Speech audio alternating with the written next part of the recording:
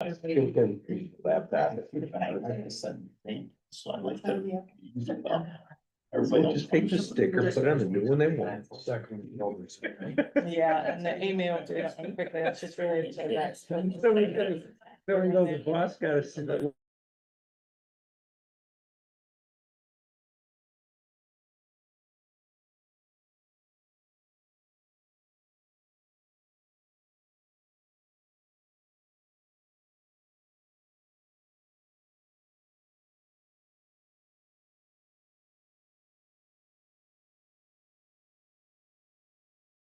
One for that, Jim. Jason. Oh, yeah. I'd like to call to order this meeting of the Broome County Local Development Corporation of June 18th, 2025. Looking for a motion to approve the minutes of our March 19th, 2025 board meeting. Thank you, Dan. Is there a second? Second. Thanks, Peter. Any discussion? All those in favor, say aye. Any opposed? Carry. Looking for, excuse me, going into our public comment session. Anybody wishing to speak on any matter concerning the LDC, please state your name and address for the record and limit your comments to 5 minutes. Hi, I'm John, I'm the guy in yellow pants, on the description. That's what I am. Call 911, tell me it was the guy in yellow pants. I'm looking over the prospectuses, and this is in the department of the dumbest guy on Wall Street is smarter than you and I. And I'm looking over the UHS, I think it's 1,000-page, your name is on it, whether you read the 1,000 pages or not. But it's very interesting, master trusts. And I didn't realize that hospitals were allowed to have 31% of their available cash in S&P mutual funds. And how about that? How about if you could do that, John, over at SEP, you could have more things to worry about. But boy, in a bull market, you'd be right up there. So that's interesting to me because the average person wouldn't assume that hospitals are playing the market, right?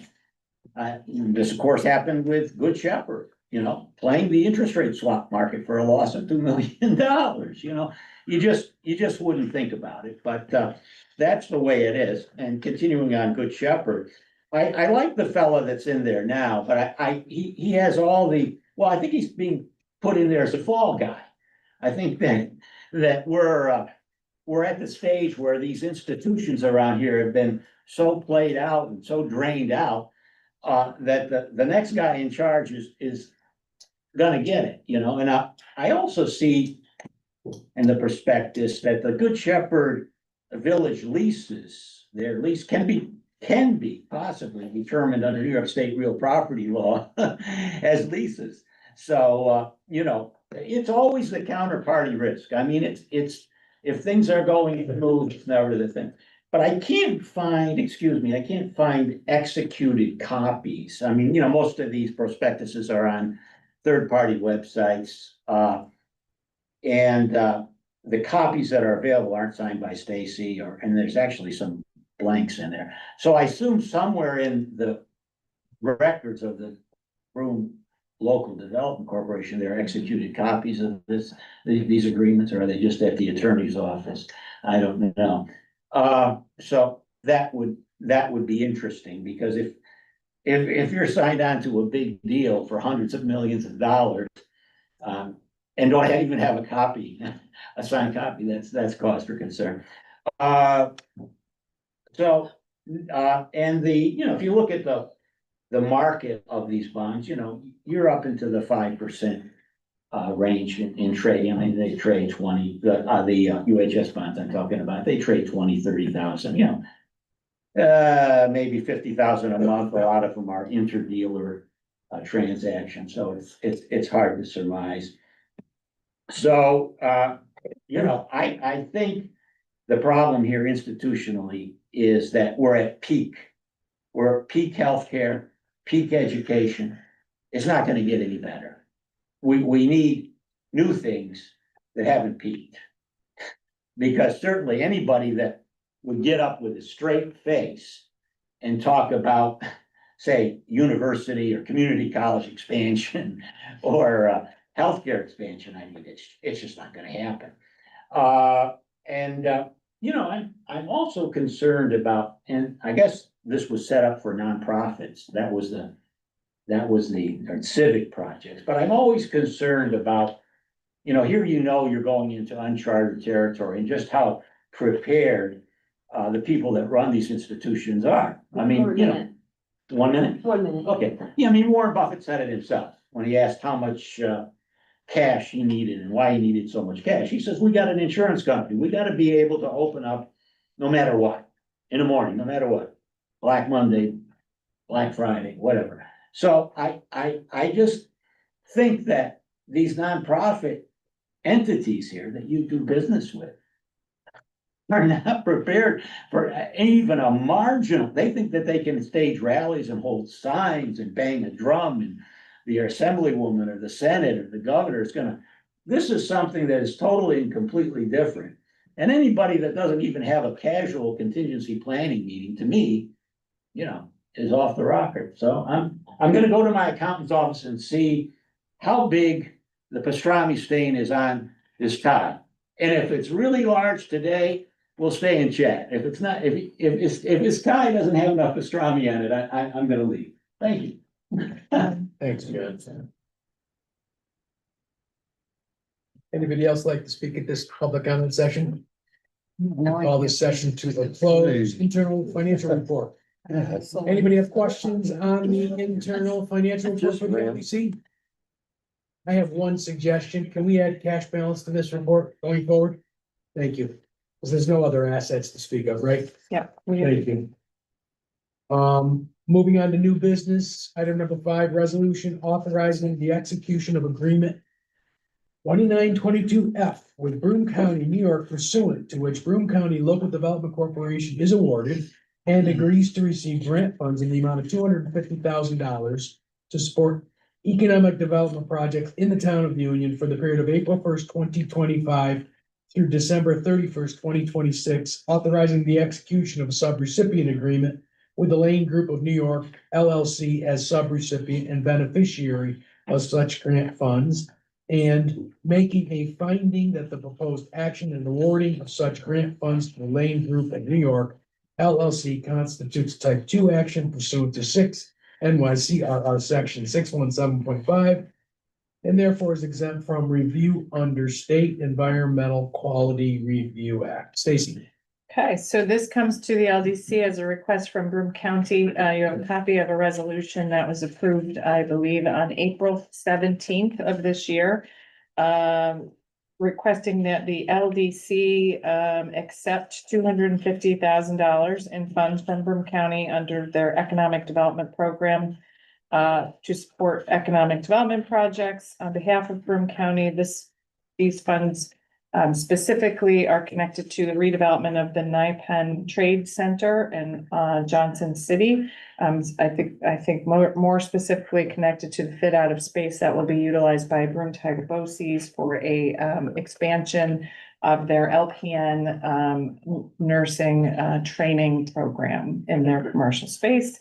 So the next action would be for the board to officially accept these funds, and we would enter into an agreement with the county for the disposition of these funds and a subrecipient agreement with Lane Development Group. And we are signing closing documents on this project imminently. It just doesn't apply. I know the money comes from different sources and sometimes it requires an audit, sometimes it doesn't. This should not require These are not single. COVID funds. These are not, So the they're not, audit- yeah, no. Yeah, what is the source of the money? At Broome Broome County. County Economic Economic Development set Development aside Funds, they have- $5 million. Oh, it's actually like a Various budget line, projects. For real estate. not like URI funds or just. No, this is just a fund, Oh, a really? specific fund the county has. So we're not gonna need to absorb an audit like we did. No, so this will not require Okay. any kind of single audit. It's not federal funds. It's also, I think, below the threshold of funds that would kick in a single audit. I think that's $750. I'm looking at Marissa. Yeah, it's $750. $750 for a single audit, I Last think. day. So we're So below we're that safe. anyways, but it's not, yeah. Is there a motion? We'll move. Thanks, Joe. Is there a second? Sorry. Thanks, Elaine. Any further discussion? All those in favor, say aye. Aye. Any opposed? Any abstentions? Item number 6, resolution to conclude seeker review pursuant to New York State Environmental Quality Review Act relating to the allocation of funds received from New York State Environmental Facilities Corporation through their Green Resiliency Grants Program towards improvements to the Roberson Museum and Science Center to support development of a green infrastructure solutions on the Roberson campus through various planned improvements. Amy, I guess this one's yours. Yes, so, just as a quick refresher for the board, back in July of last year, we agreed to serve as the municipal sponsor and partner with the Robeson on this EOC grant, and, we're successfully awarded $1.475 million for the specific, green infrastructure projects. As part of, our duties, our administrative duties, we are required to, pass a seeker resolution. The Robeson Museum and Science Center, in partnership with us, received this funding to support the development of these green infrastructure solutions. Planned improvements aim to address stormwater concerns, facilitate museum access, increase pedestrian circulation, and ensure safe pedestrian circulation. Expand outdoor activities, aligning all with the site's historic significance and current usage.